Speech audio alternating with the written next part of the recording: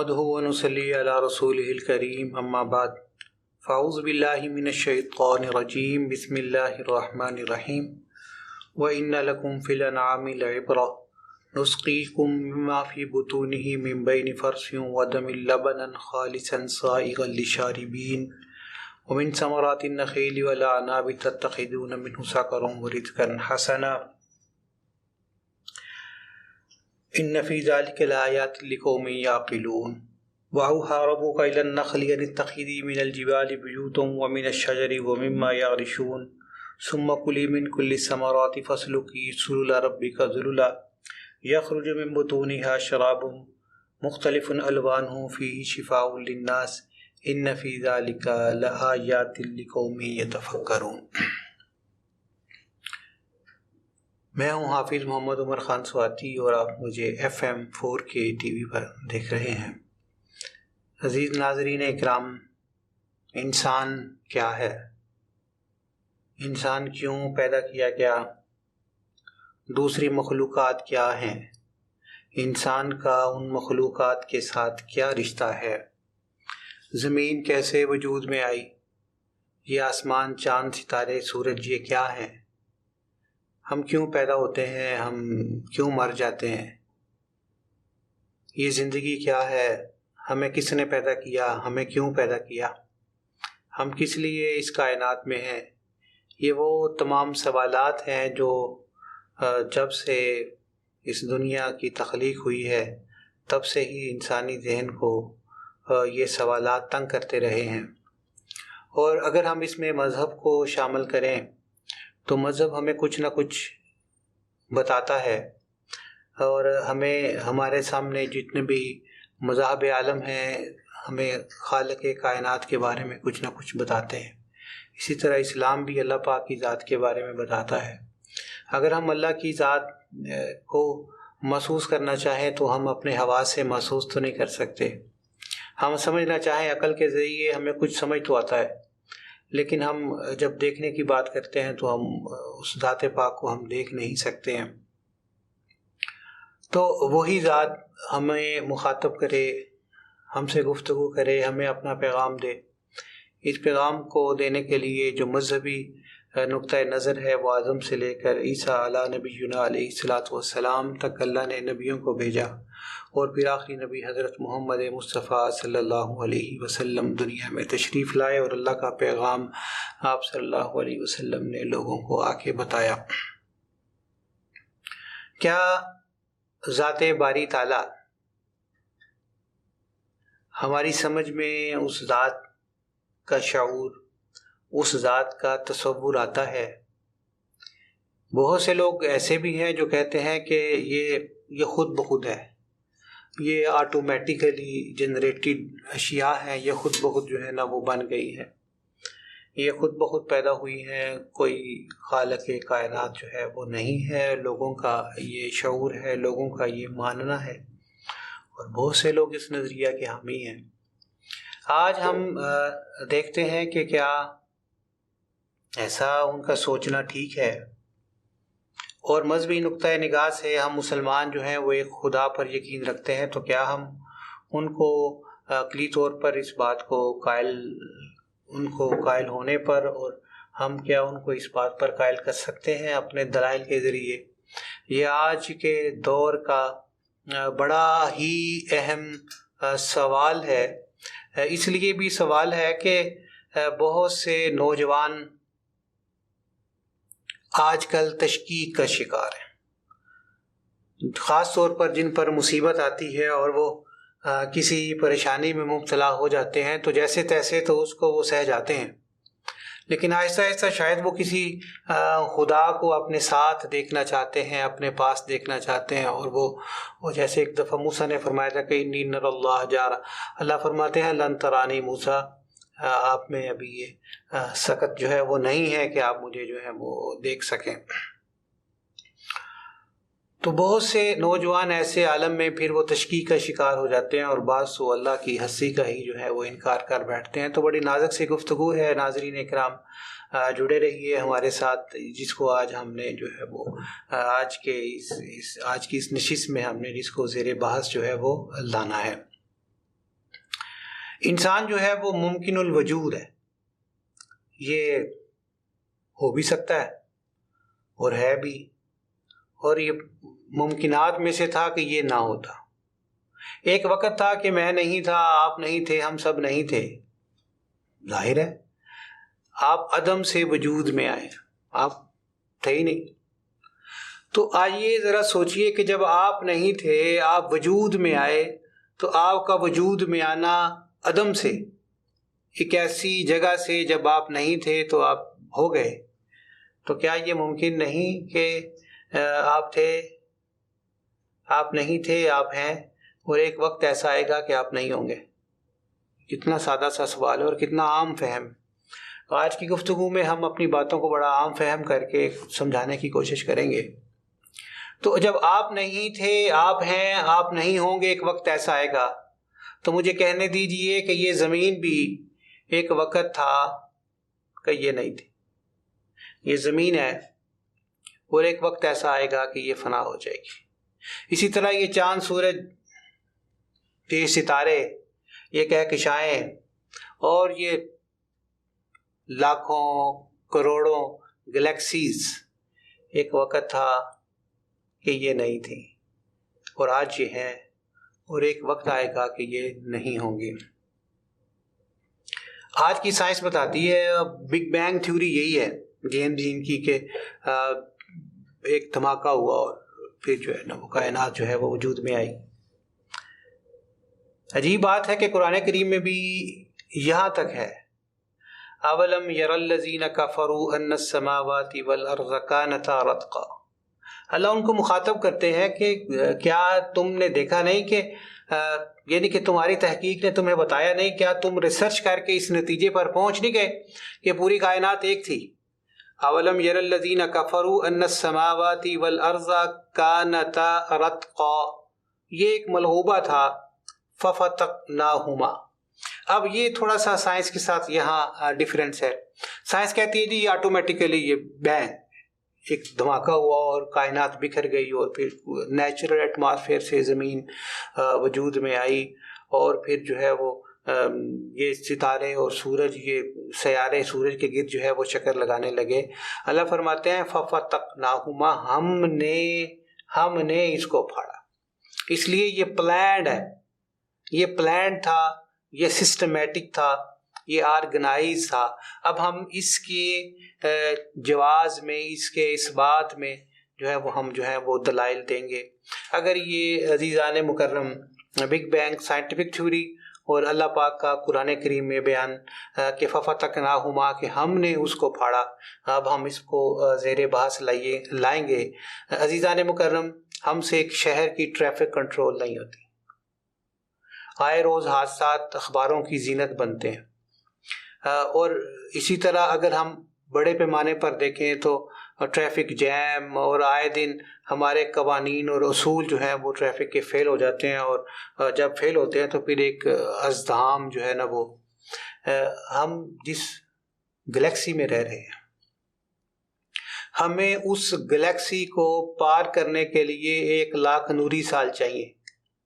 1,00,000 نوری سال سورج کی روشنی کی رفتار سے چلتے ہوئے 1,00,000 سال لگیں گے ہمیں یہاں سے نکلتے ہوئے۔ یہاں سے نکل پائیں گے تو پھر اگلی کہکشائیں، پھر وہاں سے نکلیں گے تو پھر ایک یونیورس، اور پتہ نہیں کتنے یونیورس، تو یہ کھربوں اور پھر کھربوں، اور وہاں تک کہ جہاں تک ابھی سائنس نہیں پہنچی۔ اور عجیب بات نہیں کہ کوئی چیز ہے جس نے ان تمام چیزوں کو سنبھال کے رکھا ہوا ہے، جو اس تمام ٹریفک کو کنٹرول کر رہا ہے، اور کوئی نیچے سڑکیں بچھی ہوئی نہیں ہیں، کوئی سہارے نہیں ہیں، بس کوئی تو طاقت ہے جس نے ان سب کو سنبھال کے رکھا ہوا ہے۔ آپ اس کو سائنس کی زبان میں کچھ بھی کہہ لیں، کوئی بھی اس انرجی کا، کسی پاور کا نام لے لیں، لیکن یہ جو کچھ ہے نا جس نے ان کو سنبھالا ہوا ہے، ہم کہتے ہیں یہ اللہ پاک کی قدرت ہے، یہ اللہ پاک کا نظام ہے جس کو اللہ پاک نے پیدا کیا ہوا ہے۔ اور عجیب بات نہیں کہ آپ گھڑی کو بنانے والے کی بڑی تعریف کرتے ہیں کہ جی یہ گھڑی ہے اور بڑی پیاری ہے، لیکن اس کے وقت دینے میں بھی کمی بیشی ہو سکتی ہے، تاخیر ہو سکتی ہے۔ لیکن یہ سورج اور چاند، یہ کیسی گھڑیاں ہیں کہ جو ہزاروں سال سے ٹھیک وقت دیتی آ رہی ہیں، اپنے وقت پر طلوع ہوتے ہیں اپنے منازل سے طلوع ہوتے ہیں. چاند والقمر قدرناہ منازل حتی عاد کالعرجون القدیم اپنی منازل کو طے کرتا کرتا دوبارہ اپنی پہلی حالت پر چلا جاتا ہے. اور عجیب بات نہیں کہ آج کی سائنس جو ہے یہ بتا رہی ہے کہ کائنات جو ہے نا وہ وسیع ہو رہی ہے، وہ پھیل رہی ہے. قرآن کہتا ہے للشمس ينبغي لها ان تدرك القمر ولا الليل سابق النهار وكل في فلك يسبحون. چاند سورج کی طرف نہیں آتا اور چاند سورج کو نہیں پہنچ پاتا، سورج چاند کے پاس نہیں آ رہا، اور ہر چیز اپنے اپنے مدار میں جو ہے وہ گردش جو ہے وہ کرتی جا رہی ہے. کون سی چیز ہے جس نے ان تمام چیزوں کو سنبھال کے رکھا ہوا ہے؟ یہ میرے اللہ کی ذات ہے، یہ میرا رب ہے، یہ میرا اللہ ہے. اور آپ کو وہ غور کرنے کے لیے نشانیاں جو ہے وہ دے رہا ہے کہ یہ خود بخود نہیں ہے کہ جیسے سیاہی پھیلتی ہے اور سیاہی کے نشانات بن جاتے ہیں.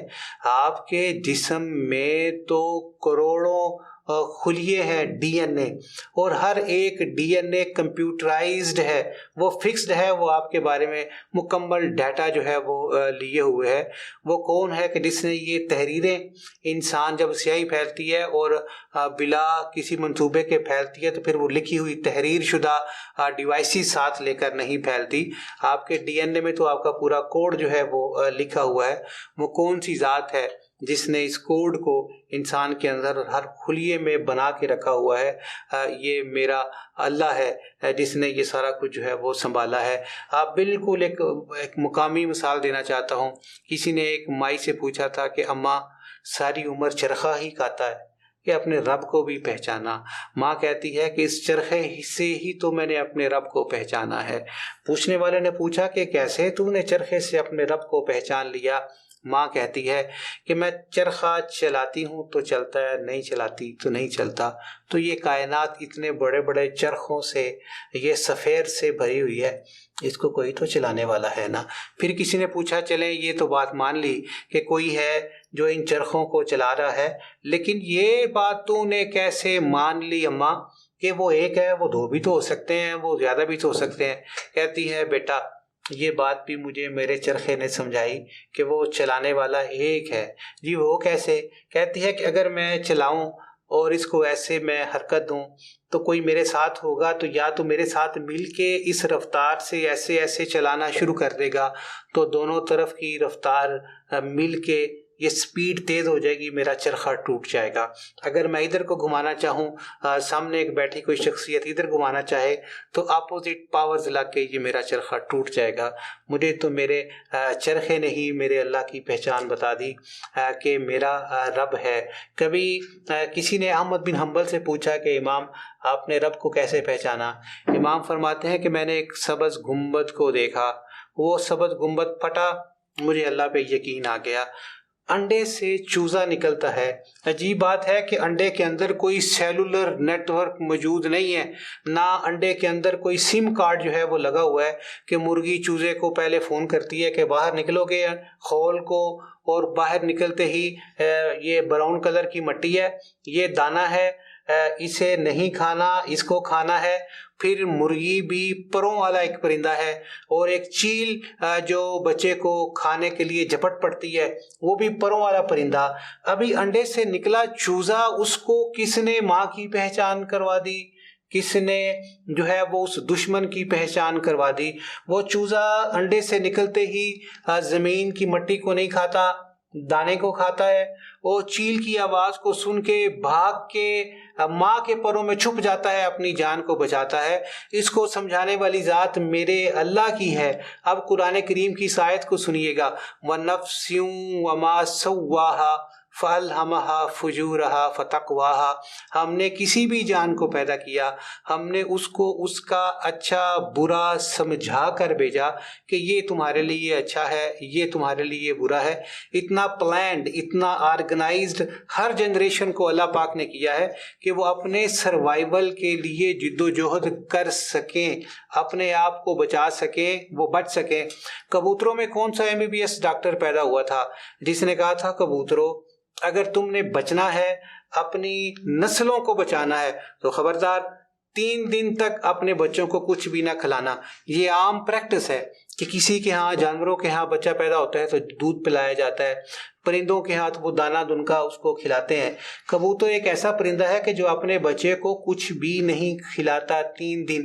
اس کے گلے میں قدرتی طور پر ایسے کیمیکلز ہوتے ہیں کہ جس کو صرف ہوا کی ضرورت ہوتی ہے. اس کی ماں اس کے جو ہے وہ گلے میں صرف ہوا پہنچاتی ہے، وہ اندر جو گلے کے کیمیکلز ہیں وہ خود بخود جو ہے وہ خوراک بن کر اس کے اندر جاتے ہیں، اور 3 دن تک اس کو خوراک کی ضرورت نہیں ہوتی. اگر اس کو خوراک دی جائے تو وہ نسل ختم ہو جائے. تو کبوتروں میں کون سی ایسی جو ہے وہ پڑھی لکھی شخصیات پیدا ہو گئی تھیں جنہوں نے ان کو بتایا کہ اپنی نسلوں کو بچانا ہے تو یہ کام کیجئے. وَنَفْسٍ وَمَا سَوَّاهَا فَأَلْهَمَهَا فُجُورَهَا فَتَقْوَاهَا.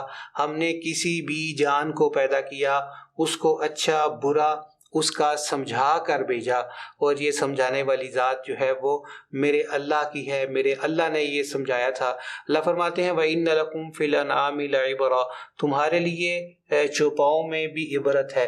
نُسْقِيكُم مِّمَّا فِي بُطُونِهِ مِن بَيْنِ فَرْثٍ وَدَمٍ لَبَنًا خَالِصًا سَائِغًا لِّلشَّارِبِينَ. کبھی غور نہیں کیا کہ ایک طرف جو ہے وہ گائے کہ پیٹ میں ایک طرف گوبر ہے اور ایک طرف لہو ہے، اور اس میں نہ لہو کی سرخی آتی ہے اور نہ گوبر کی بدبو آتی ہے. ایک ایسا تر و تازہ ہم تمہیں دودھ دیتے ہیں اور وہ تم پی کے جو ہے وہ ایک پرفیکٹ ڈائٹ کو اپنے لیے حاصل کرتے ہو. ایسا کون ہے جس نے یہ سارا کچھ جانوروں میں رکھا؟ ایسا کرنے والی ذات میرے اللہ کی ہے، میرا رب ہے. اور میرا رب ہے کہ جس نے شہد کی مکھی کو کہا کہ جاؤ پھولوں کا رس چوسو اور لوگوں کے لیے جو ہے نا وہ شہد اکٹھا کرو.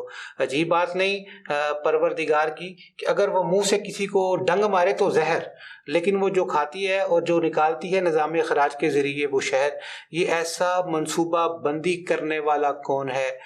یہ میرا اللہ ہے، لیکن ہم اس کی ذات کو پہچانتے نہیں. تو سمجھ میں تو آتا ہے، نظر نہیں آتا. میں سمجھ گیا کہ تیری پہچان یہی ہے. میں کسی صحرا کے کنارے پہ کھڑا کسی اونٹ کے قدموں کے نشانوں کو دیکھتا ہوں، آپ میرے ساتھ کھڑے ہیں. میں کہتا ہوں کہ یہ ویسے ہی خود بخود بن گیا. آپ کہیں گے نہیں خود بخود کیسے بن گئے، یہ یہاں سے اونٹ گزرا تھا. میں کہوں اونٹ ہے تو نہیں ہے جی، اونٹ کا ہے، اونٹ دکھائیں. وہ کہیں نظر اگرچہ نہیں آ رہا لیکن یہ جو فٹ پرنٹ اس ریت پر بنے ہیں یہ بتا رہے ہیں کہ یہاں سے اونٹ گزر کر گیا ہے. اگرچہ وہ نظر نہیں آ رہا، یہ فٹ پرنٹ اس بات کی علامت ہے. وَفِي أَنفُسِكُمْ أَفَلَا تُبْصِرُونَ.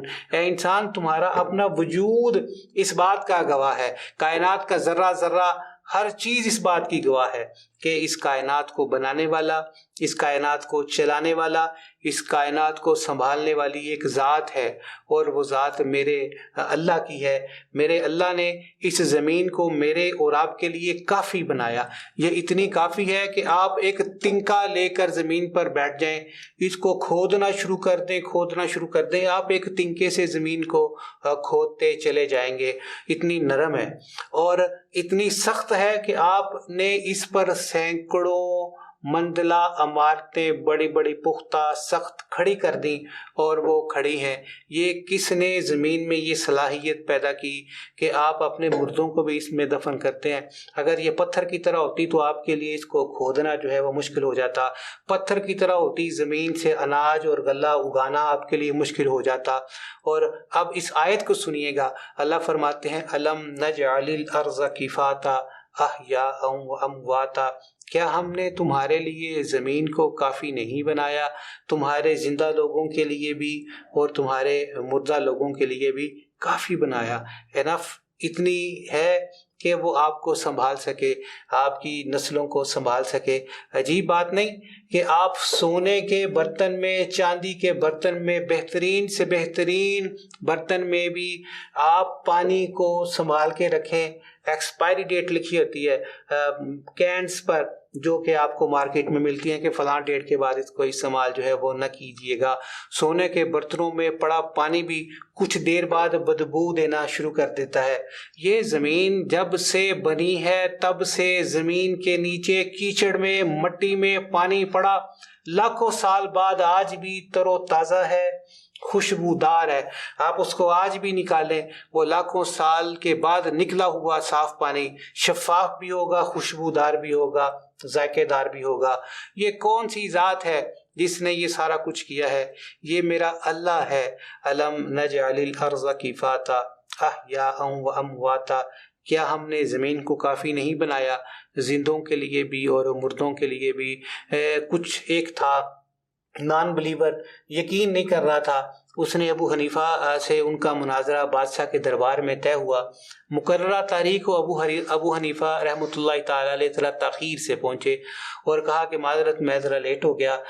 میں دریا کے کنارے پہنچا تو کشتی نہیں تھی. میں نے دیکھا کہ ایک درخت کٹا اور کٹنے کے بعد وہ تختوں میں تقسیم ہوا، وہ تختے آپس میں جڑے، کشتی بنی. میں اس میں سوار ہوا، لوگ بھی سوار ہوئے. دوسرے کنارے پر آیا، کشتی سے لوگ اترے، لوگوں نے پیسے وغیرہ دیے. وہ بول پڑا ابو حنیفہ اتنے بڑے مفکر اور کیسی باتیں آپ کر رہے ہیں کہ درخت کٹا ہے، وہ خود بخود کٹا ہے، وہ کشتی بنی اور پھر لوگ اس میں سوار ہو گئے، ایسا ہوتا ہے؟ تو ابو حنیفہ بول پڑے کہ یہ اتنی بڑی کائنات یہ خود بخود کیسے ہے؟ یہ کیسے خود بخود ہو گئی ہے؟ ایسا آٹومیٹیکلی تو نہیں ہوتا. یہی سب سے بڑی دلیل ہے، یہی سب سے بڑی جو ہے وہ نشانی ہے. یہ کب اگر یہاں پڑا ہوا ہے تو یہ پڑا ہوا ہے، نیوٹن کے لاز یہی کہتے ہیں جب تک کوئی فورس اس پر لگ کر اس کو حرکت میں نہیں لائے گی اس نے یہیں پڑا رہنا ہے، اور اگر یہ حرکت میں ہے تو یہ ہمیشہ حرکت میں رہے گا جب تک کوئی فورس اس کو لگ کر اس جگہ پر جو ہے وہ اس کو ساکن نہ کر دے. تو جو چیز حرکت میں ہے وہ حرکت میں ہے، کوئی فورس اس کو روکے گی. جو ساکن ہے تو ساکن ہے، تب تک حرکت میں نہیں آئے گی جب تک کوئی طاقت اس کو نہ ہلائے. یہ کائنات یہ چھوٹی کائنات نہیں ہے. آج کی سائنس نے ہمیں انما یخشی اللہ من عبادہ العلماء ومن الجبال جدد بیض وحمر مختلف الوانها وغرابیب سود ومن الناس والدواب والانعام مختلف الوانه كذلك انما یخشی اللہ من عبادہ العلماء. اللہ یہ مثالیں دے کر کہ دیکھو پہاڑ میں نے کتنے مختلف بنائے، یہ والا سفید ہے وہ سرخ ہے، آپس میں پہاڑ نہیں ملتے. یہ ساری باتیں بتانے کے بعد اللہ فرماتے ہیں کہ اللہ سے نا اس کے عالم بندے ڈرتے ہیں. وہ جتنا اللہ کی ذات کے بارے میں، جتنا کائنات کی وسعتوں کے بارے میں جانتے ہیں، ان کے دل میں اللہ کی حقانیت اتنی بیدار ہونا شروع ہو جاتی ہے. وہ اللہ کی عظمت سے، اللہ کی کبریائی سے اور زیادہ جو ہے وہ ڈرتے ہیں. انما یخشی اللہ من عبادہ العلماء. اللہ سے جو اسکالر آدمی ہے، پڑھا لکھا آدمی ہے، وہ اللہ سے اس کی عظمت کی وجہ سے ڈرتا ہے. وہ کون سی ذات ہے جس نے زمین کے اندر مختلف ذائقے رکھ دیے؟ ایک پھل ہے، ایک زمین پر لگا ہوا، اس کا ذائقہ اور ہے، اس کا ذائقہ اور ہے. ایک زمین پر لگے ہوئے پہاڑ، یہ سفید ہے، یہ سرخ ہے، وہ سیاہ ہے. یہ کون سی ذات ہے کہ اس نے ایک ہی جگہ پر اتنی مختلف چیزیں بنا دیں؟ وہ میرا اللہ ہے. ایک جیسی شکلیں انسان کی اور ان شکلوں کو ایک دوسرے سے جدا اللہ نے بنا دیا. واختلاف السنتکم و الوانکم قرآن کریم میں ہے کہ اللہ نے تمہاری زبانوں میں اختلاف. دیکھیں کمیونیکیشن ہم سب کرتے ہیں، لیکن یہ کیسی کمیونیکیشن ہے کہ عرب والے عرب بول رہے ہیں، یورپین انگلش جو ہے وہ بول رہے ہیں، ہم اردو بولتے ہیں، ہم پنجابی بولتے ہیں. پھر پنجابی کے اندر مختلف لہجے ہیں، گجرانوالہ اور ہے، حافظ آباد اور بولی بولے گا، ملتان میں اور لہجہ ہے، سرگودا میں جو ہے وہ اور لہجہ ہے. یہ کون سی ذات ہے کہ ایک زبان ہے، آرگن ایک ہے، ٹنگ کا آرگن ایک ہے، اور وہ آرگن جب ساؤنڈ کریٹ کرتا ہے تو ڈفرینٹ پیدا کرتا ہے. عرب لوگ پاکستان نہیں کہتے، پاکستان کہتے ہیں، وہ پا ساؤنڈ کو وہ کریٹ جو ہے نا وہ اکر نہیں کرتے ان سے. تو وہ کون سی ذات ہے کہ یہ سارا تفاوت جس نے بنایا، مختلف رنگوں کے لوگ پیدا کیے، یہ ذات جو ہے وہ میرے اللہ کی ہے. اور پکار پکار کے اللہ پاک جو ہے نا وہ اپنی ذات کے بارے میں وَإِذَا سَأَلَكَ عِبَادِي أَنِّي فَإِنِّي قَرِيب، جب بھی بندہ میری جستجو لے کر سوال کرتا ہے میرے بارے میں تو وہ مجھے اپنے قریب ہی پائے گا، میں قریب ہوں. تو آئیے اس رب کائنات کے آگے جھکیں، اس رب کائنات کو پہچانیں، اس رب کائنات کا قرب حاصل کرنے کی کوشش کریں جو طاقتوں کا مرکز و محور ہے، وہ منبع ہے. وہ چاہے تو کائنات کو تباہ کر دے، وہ چاہے تو اس جیسی لاکھوں کروڑوں اربوں کائناتیں بنا دے، اور وہ ذات ہے کہ جو پوری کائنات کو تباہ کر دے گا اور کہے گا این الملوک این الجبارون، کہاں ہیں بادشاہ، کہاں ہیں جابر لوگ، کوئی ہوگا تو جواب دے گا. وہ اللہ پاک خود ہی جو ہے نا وہ پوچھیں گے لمن الملک اليوم، آج کی بادشاہی کس کی ہے؟ کوئی ہوگا تو جواب دے گا. اللہ فرمائیں گے للہ الواحد القہار، ایک ہے اللہ، وہ ایک ہے، کوئی اس جیسا نہیں، کوئی اس کا ثانی نہیں، کوئی اس کا ہمسر نہیں، کوئی اس سے برتر نہیں. ساری کائنات اس سے زیر ہے، ساری کائنات اس کی تابع ہے. وہ جو چاہتا ہے بناتا ہے، وہ جسے چاہتا ہے مٹا دیتا ہے. دعا ہے کہ اللہ مجھے بھی، اللہ آپ کو بھی حق بات پہچاننے کی توفیق عطا فرمائے. اللہ مجھے بھی، اللہ آپ کو بھی اپنی حفاظت میں رکھے. بہت شکریہ. السلام علیکم ورحمۃ اللہ وبرکاتہ.